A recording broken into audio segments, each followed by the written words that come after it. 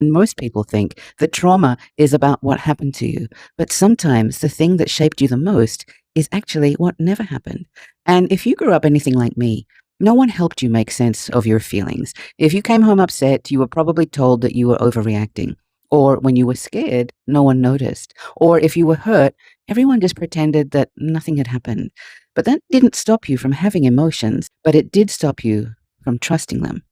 And emotional neglect doesn't erase your feelings, but it teaches you that they are unreliable, inconvenient, or that they simply don't matter.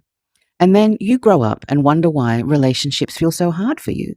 You second guess yourself before you tell your lover that you're hurt, or you tell your friends that everything's fine when actually you're struggling. And you become the easygoing one, the caretaker, the person who adapts to everyone else because somewhere, somehow, you learned that having needs could cost you connection. And this shows up in other ways too that make relationships feel really rough. Like maybe you're finding it hard to get feedback and you take it as rejection, or inevitable conflict, feeling so destabilizing in a relationship that you immediately think the relationship is in danger. Or when someone genuinely wants to know how you're feeling, they want to know about your inner world, you may not even know how to answer that question because you've spent years disconnected from your own emotional realm.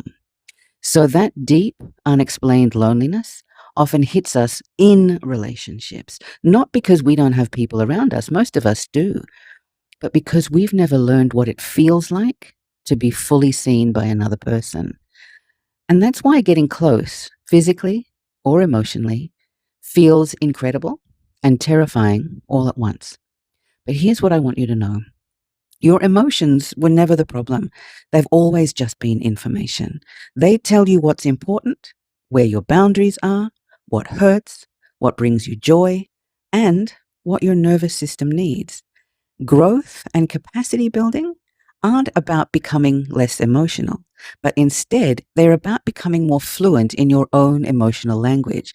And that starts by getting curious instead of dismissing what you feel, learning to name your emotions instead of judging them, and finding relationships, romantic, platonic, or otherwise, where your inner world is met with curiosity instead of silence. Because emotional neglect teaches you to abandon yourself, but growth is the steady practice of coming home to yourself. Not a life without pain, but a life where you no longer have to disappear to stay connected.